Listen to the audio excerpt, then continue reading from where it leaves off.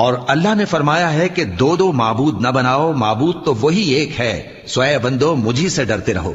और जो कुछ आसमानों में और जो कुछ जमीन में है सब उसी का है और उसी की इबादत लाजिम है, तो तुम अल्लाह के सिवा औरों से क्यों डरते हो? और जो नेमतें तुमको मुयस्सर हैं सब अल्लाह की तरफ से हैं। फिर जब तुमको कोई तकलीफ पहुंचती है तो उसी के आगे फरियाद करते हो।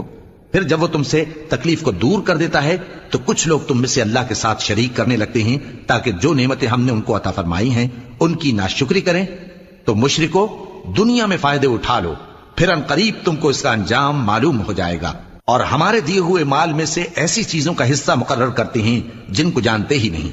काफिरो, अल्लाह की कसम कि जो तुम झूठ बांधा करते हो उसकी तुमसे जरूर पुरसिश होगी। और ये लोग अल्लाह के लिए तो बेटियां तजवीज करते हैं, वो पाक है, और अपने लिए बेटे जो मरगूब दिल पसंद हैं।